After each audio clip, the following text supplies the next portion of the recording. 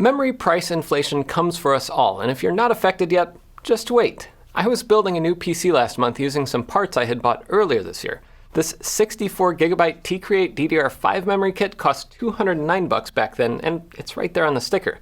Today, this same exact thing from the same place costs $650. That's over 3 times as expensive. And just in the past week, we found out Raspberry Pi's increasing their single-board computer prices, Micron's killing the Crucial brand of RAM and storage devices completely, meaning there's now going to be one fewer consumer memory manufacturer, Samsung can't even buy RAM from themselves to build their own smartphones, and small vendors like Libra Computer and Mono are seeing RAM prices double, triple, or even worse, and they're not even buying the latest RAM tech. I think PC builders might be the first crowd that was directly impacted in such a visceral way. Just look at this insane graph from PC Parts Picker showing RAM prices going from like $30 to $120 for DDR4, or like $150 to $500 for 64 gigs of DDR5.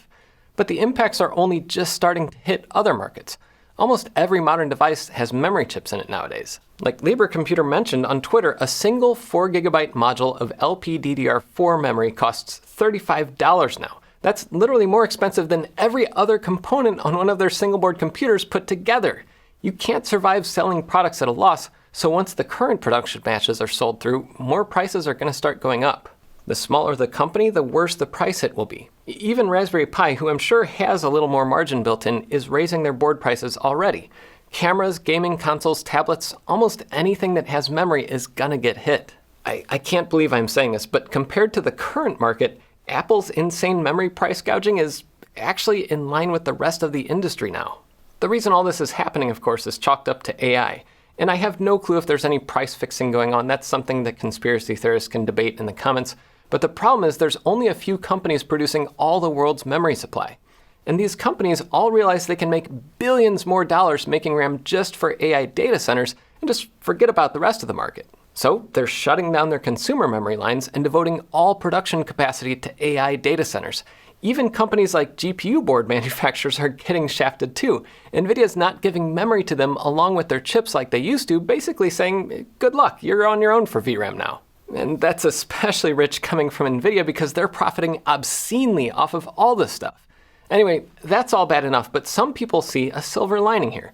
I've seen some people saying, well, once the AI bubble bursts, at least we'll have a ton of cheap hardware flooding the market for like home labs.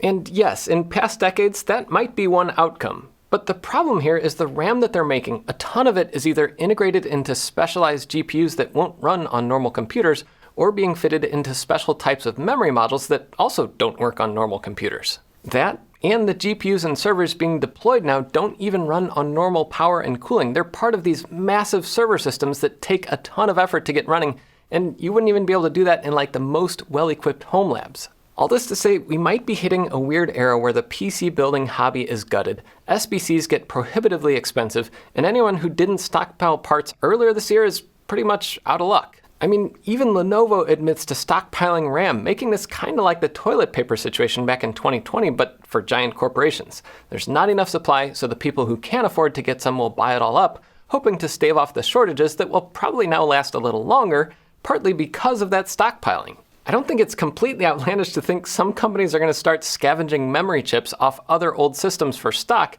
especially if RAM prices keep going up like they have. It's either that or just stop making any products.